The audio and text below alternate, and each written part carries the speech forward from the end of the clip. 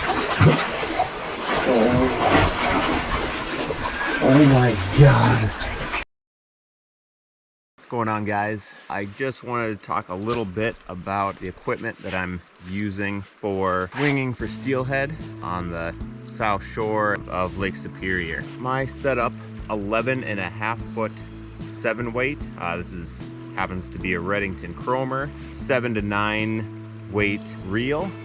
And then I think it's 30-pound backing, 40-pound laser line, running line from OPST. Attached to that is an OPST commando head, and I have, this one happens to be a 375 grain head, which seems to pair pretty nicely with a 7-weight switch rod. Off of that, Rio Motip medium, I believe it is 10 foot of T11. Just a short 1-foot section of 25-pound Maxima evergreen, and got a tippet ring tied onto that, and then I'm running 1 to 3 feet of 15-pound their Maxima, or right now I have some floral on there. Just an intruder I tied up the other day, a little bit of pink, purple, black. Yeah, so that's basically the setup that I use to swing. So, and as far as casting, there are a bunch of different casts you can do with a 2-handed rod and a Skagit style shooting head. The most used one that I typically will use is a snap T cast, but I think it's important, if you're gonna fish a 2-handed rod, that you should learn at least a single spey, a double spey, a snap T, and possibly a parry poke. They're all just slight variations depending if you're on river left, river right, if you have an upstream wind, if you have obstacles off your left or right shoulder. And it's all just different tools in your tool belt to be able to get to the fly to the other side and swing it in front of a steelhead.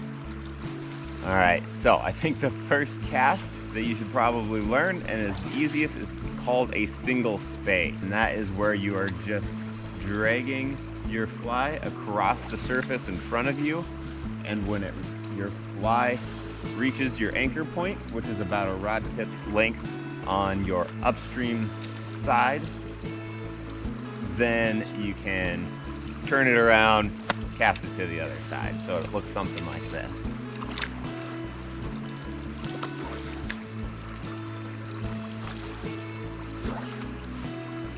The next one is a double spey, which instead of casting over your right hand shoulder, you cast over your left hand shoulder, but it's set up the same. So I will drag, but instead of casting, I loop back across and cast over my left hand shoulder. It is useful for a couple different reasons.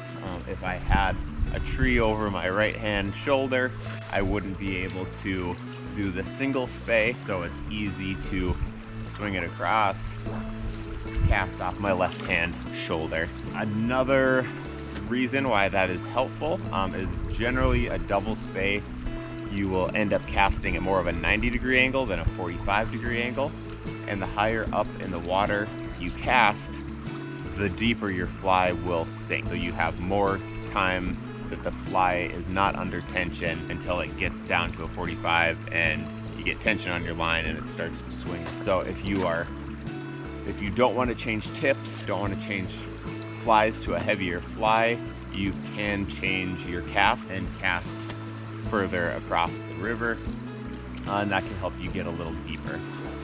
So next is probably my most used cast, and that's the snap T, which is, instead of dragging the line and casting, you are switching the placement so your fly is upstream and your line is downstream. So that looks something like this, and then a drag. So parry poke starts out just like a single spey, dragging up, and then I dump my line, rip it out of the water, cast to the other side. So you would use this in the same situation that you would use a single spey. So I'm on river left, I want to do a single spey over my right hand shoulder, If I don't like the placement, or if I just want a little more time, I can just dump, drag, and cast. So all basic different variations that can get a little confusing, but your end stroke is basically a roll cast, and the different types of casts are just different ways to set up your roll cast. Very poke, or snap C, single spey, or a double spey.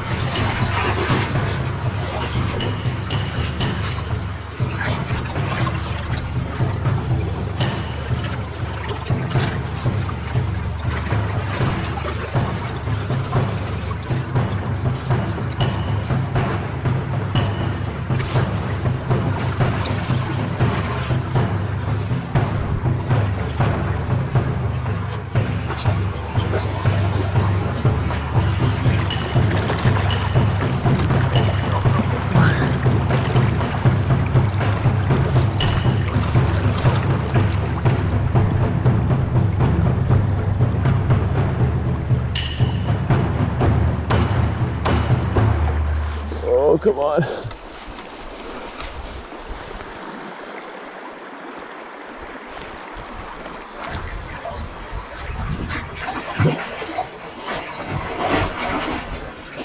Oh my God. Look at this thing. Yes. Oh my God. Oh, yes.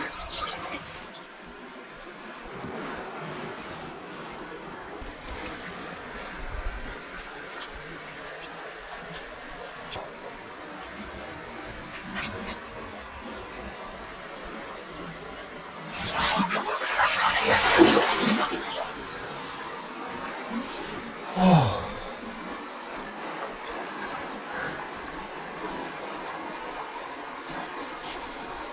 Yes.